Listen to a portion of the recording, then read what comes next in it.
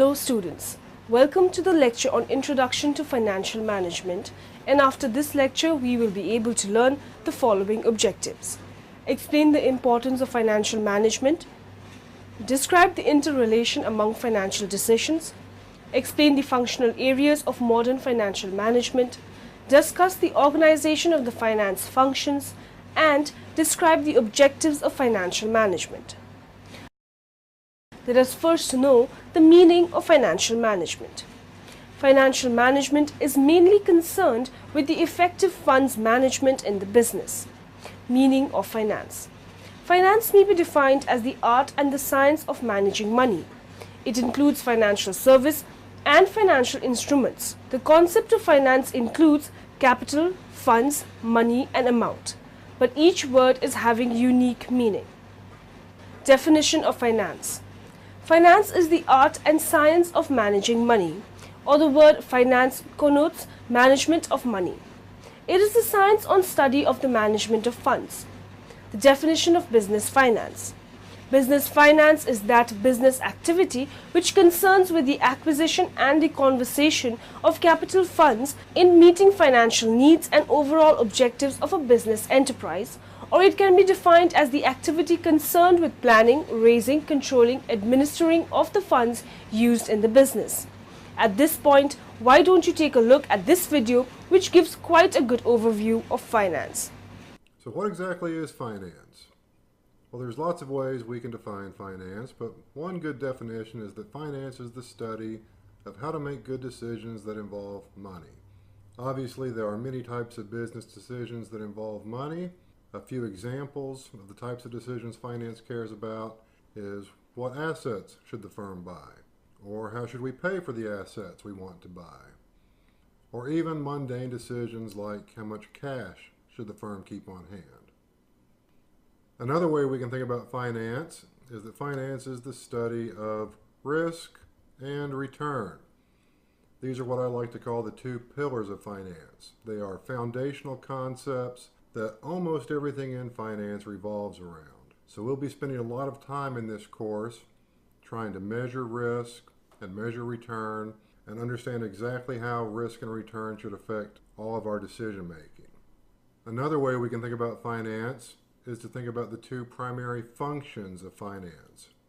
Now, finance doesn't really have strictly defined functions. Like in financial accounting, you may say the function is to prepare financial statements. But at least in general terms, the functions of finance are analysis and decision making. So we're going to be analyzing problems that involve a monetary component and then trying to make good decisions on these problems that involve a monetary component.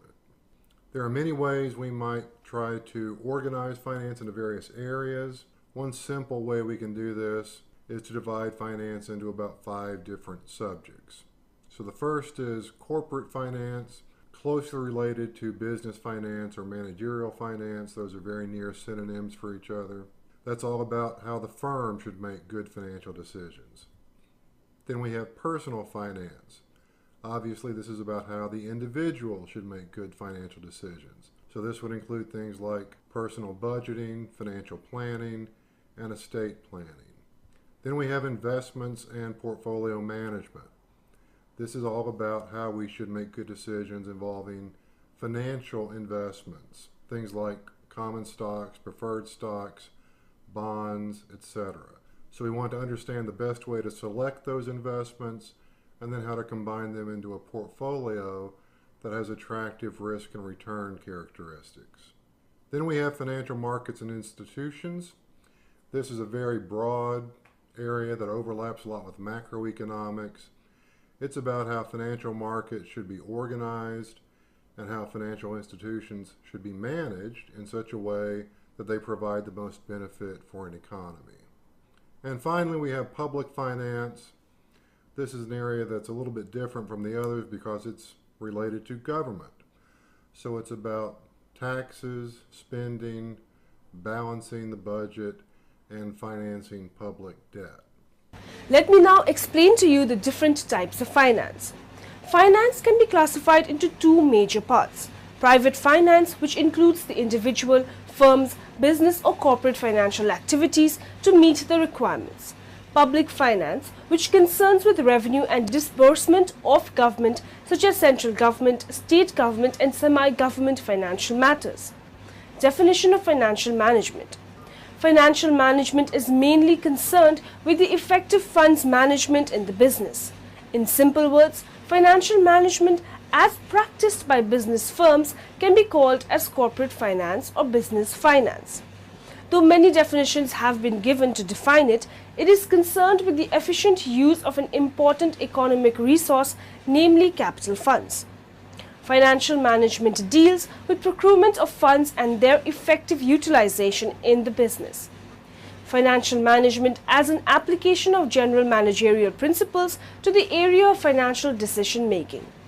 It is an area of financial decision making, harmonizing individual motives and enterprise goals. Food. It's intimate. It goes into your body 3 times a day. It connects you with your friends. It can be delicious. It can keep you healthy. It can also give workers jobs with dignity. It can support a healthy planet. Are you interested in how selling that food works? This video helps you understand the financial side of how to sell food over long periods of time without going out of business. It goes over food business financials. If you're working on growing a cooperative food business, we suggest you have everyone you're working with watch this video together and get on the same page. If you're selling good food, it's tempting to try to sell it as cheap as you can. But what if a fridge breaks or you want to move into a new location? You'll need some money left over, and that's called profit. One reason food businesses go out of business pretty frequently is because their profit is typically so small. For a grocery store, profit is often as low as 1% of their sales. That means that after selling $100,000 in groceries, you only have $1,000 left over. So what if every month, let's say you don't account for $100 worth of bacon and kale donuts you're eating from the grab and go. After 10 months of losing money from sneaking donuts, the business would close. Let's get some language to talk about why that is. Let's learn about cost of goods sold, fixed costs, and contribution. Welcome to class. Fixed cost is the money you'll have to spend no matter how much food you sell. As your sales increase, this cost stays the same. It's fixed. So let's say you have rent for your storefront, a staff person, and maybe dry cleaning for your carrot costume. Your fixed costs would be that.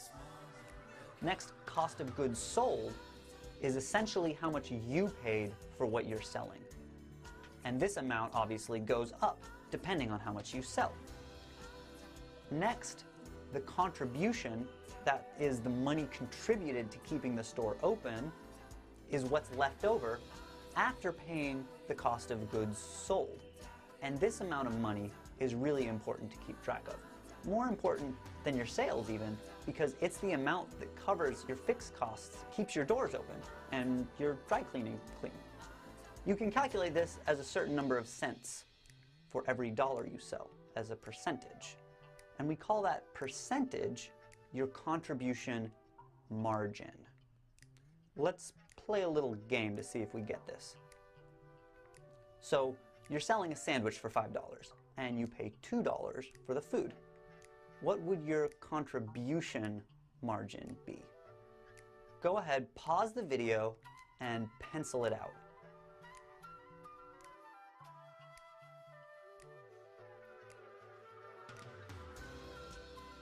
Did you get it? 3/5 of the money is paying for staff and helping the store stay open. 2/5 goes to the farmers, bakers, warehouse workers, truck drivers, and so on. So contribution is 60%. Okay, let's come back to our grocery store that's losing money and might close. What can we do? Well, one thing to check first is if different products have different contribution margins. Most successful businesses don't have the same margin for each product.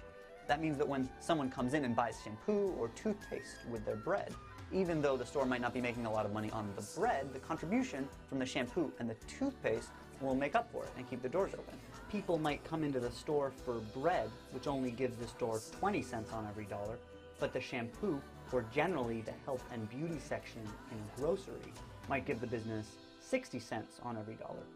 Similarly, coffee or generally drinks like soda or alcohol in a prepared food business might give 80 cents on every dollar.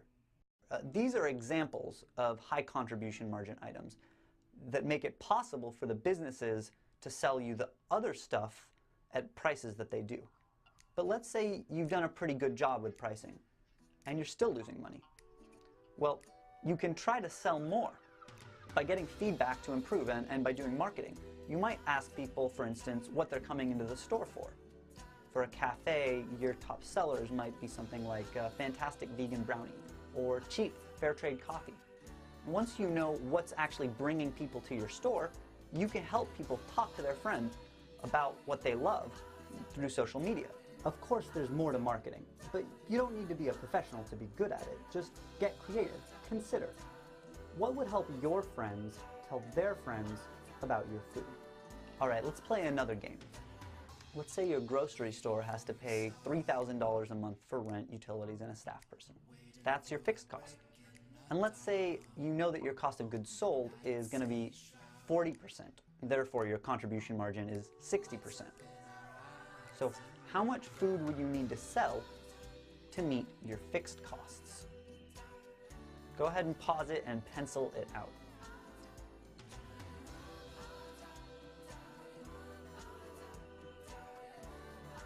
That's right, you'd need to sell $5,000 a month in food.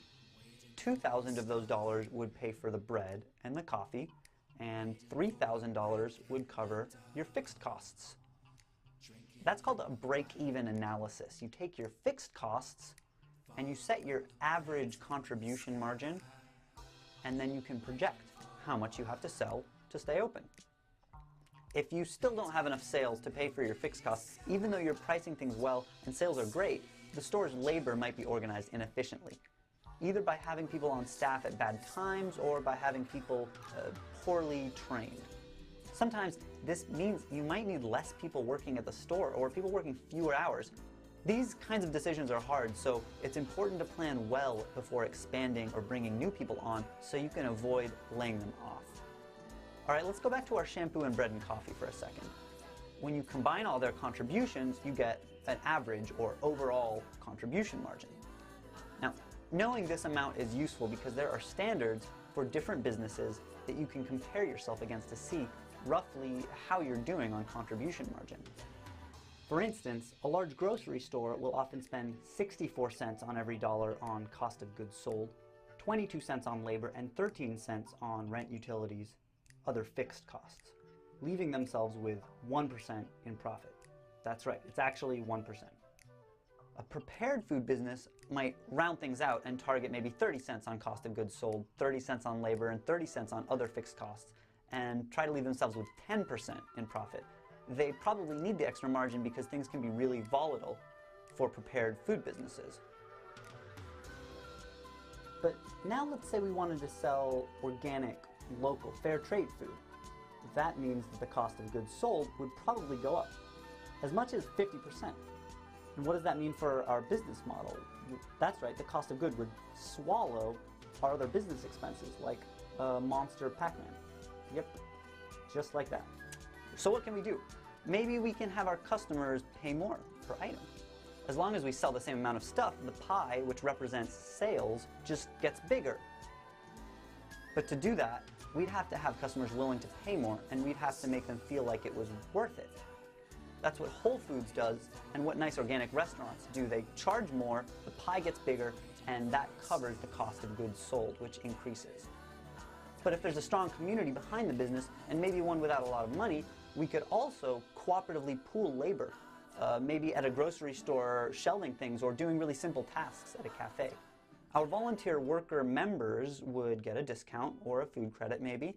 They might also make major decisions for the business, governing it cooperatively, and their labor would come out of our pie chart. And it would let our cost of goods rise without affecting prices, because you would still have enough contribution to cover your other fixed costs without more expensive food, since you've taken out the labor. And if we're on campus, we can make a case to our landlords, the university, that we're providing student leadership opportunities, creating community. We're really creating all sorts of benefits to the college. And and they may choose to support us by minimizing rent, insurance, or our other fixed costs. And ta-da, you've got affordable, local, organic food. After you figure out what you're selling and how you're operating, setting targets for these different percentages in the pie chart is useful. If your fixed costs are higher than your target, then you can reduce them or increase sales or contribution. And if your cost of goods are too high, you can increase your prices or reduce the price you're paying for the items. Some of the importance of the financial management is as follows. Financial planning. Financial planning helps to promotion of an enterprise, acquisition of funds. Financial management involves the acquisition of required finance to the business concern. Proper use of funds. Proper use and allocation of funds leads to improve the operational efficiency of the business concern. Financial decision. Financial management helps to take sound financial decision in the business concern. Improve profitability. Financial management helps to improve the profitability position of the concern with the help of strong financial control devices such as budgetary control, ratio analysis, and cost volume profit analysis.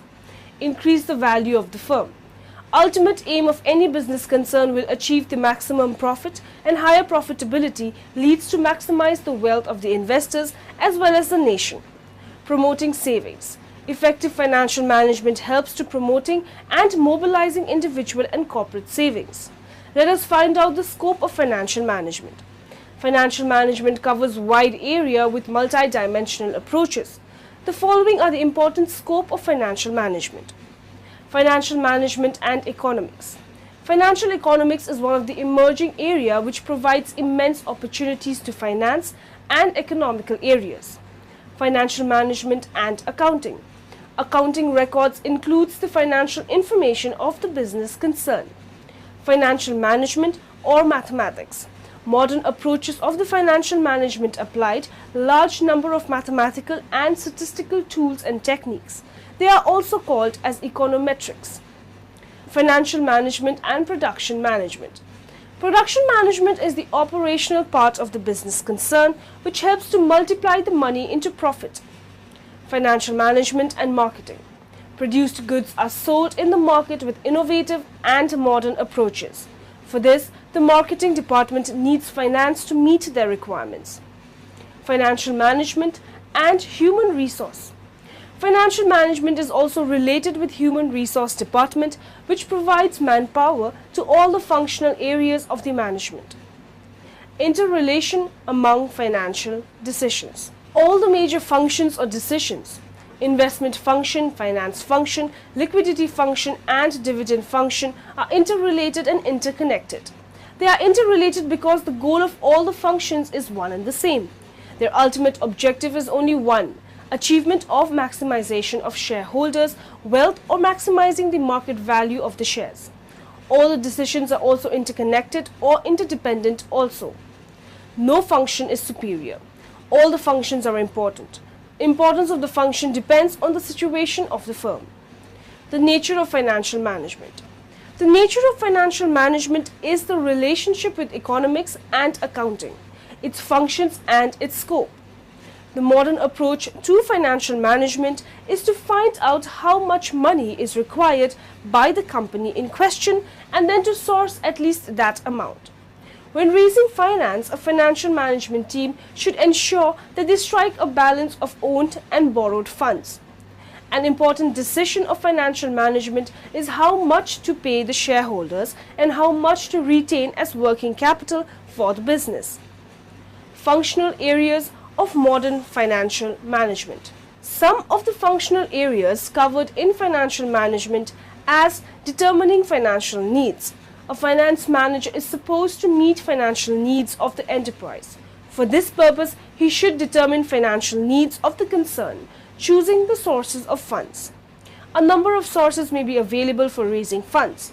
A concern may be resorted to the issue of share capital and debentures. Financial institutions may be requested to provide long-term funds. Financial analysis and interpretation. The analysis and the interpretation of financial statements is an important task of a finance manager. He is expected to know about the profitability, liquidity position, short-term and long-term financial position of the concern. Cost volume profit analysis. This is popularly known as CVP relationship. For this purpose, fixed cost, variable cost and semi-variable cost have to be analyzed. Working capital management. Working capital refers to that part of a firm's capital which is required for financing short-term or current assets such as cash, receivables and inventories. It is essential to maintain proper level of these assets. Dividend policy. Dividend policy is an important area of financial management because the interest of the shareholders and the needs of the company are directly related to it. Capital budgeting. Capital budgeting decisions are vital to any organization. Any unsound investment decision may prove to be fatal for the very existence of the concern. Organization of the finance functions. Finance functions can be divided into three major decisions which the firm must make, namely the investment decision, the finance decision and the dividend decision. Investment decision. It relates to the selection of assets in which funds are invested by the firm. Assets fall into two categories. Long-term assets which will yield a return over a period of time in future, short-term current assets which are convertible into cash in the normal course of business, usually within a year. The asset selection decision of a firm is of two types. Capital budgeting decision. It is the most crucial financial decision of a firm which relates to the selection of an investment proposal whose benefits are likely to arise in future over the lifetime of the project. 2. Liquidity decision. The liquidity decision is concerned with the management of the current assets, which is a prerequisite to long-term success of any business firm. The main objective of the current assets management is the trade-off between profitability and liquidity. Financing decision.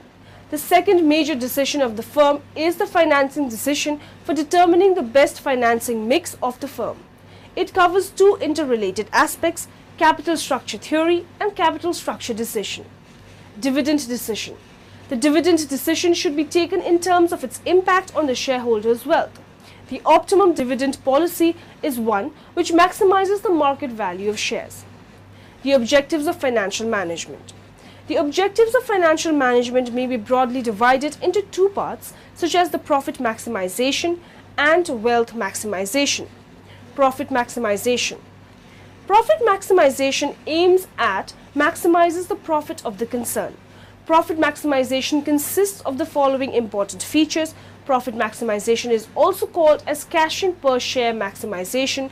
Ultimate aim of the business concern is earning profit. It shows the entire position of the business concern. It helps to reduce the risk of the business. Favorable arguments for profit maximization.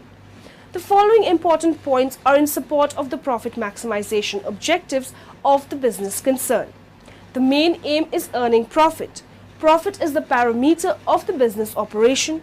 Profit reduces the risk of the business concern. Profit is the main source of finance. Profitability meets the social needs also. Unfavorable arguments for profit maximization. The following important points are against the objectives of profit maximization. Profit maximization leads to exploiting workers and consumers. Profit maximization creates immoral practices such as corrupt practice, unfair trade practice, etc. Profit maximization objectives leads to inequalities among the stakeholders such as the customers, suppliers, public shareholders, etc. The drawbacks of profit maximization. Profit maximization objective consists of certain drawbacks also. It is vague. It ignores the time value of money. It ignores risk. Wealth maximization. Wealth maximization is one of the modern approaches which involves latest innovations and improvements in the field of the business concern. Wealth maximization is also known as value maximization or net present worth maximization. Favorable arguments for wealth maximization. It is superior to the profit maximization because the main aim of the business concern under this concept is to improve the value or the wealth of the shareholders. It considers the comparison of the value to cost associated with the business concern. It considers both time and risk of the business concern. It provides efficient allocation of resources. It ensures the economic interest of the society. Unfavorable arguments for wealth maximization. Wealth maximization leads to prescriptive idea of the business concern, but it may not be suitable to present-day business activities. It is the indirect name of the profit maximization. It creates ownership management controversy. Management alone enjoys certain benefits. The ultimate aim of the wealth maximization objectives is to maximize the profit. Wealth maximization can be activated only with the help of the profitable position of the business concern. Now, in the end, let us summarize what we have learned in this lecture. Finance is one of the important and integral part of business concerns. Hence, it plays a major role in every part of the business activities. Financial management is concerned with the duties of the financial managers in the business firm. The nature of financial management is the relationship with economics and accounting, its functions and its scope. Profit maximization is also called as cashing per share maximization. It leads to maximize the business operation for profit maximization. Wealth maximization is one of the modern approaches which involves the latest innovations and improvements in the field of the business concern.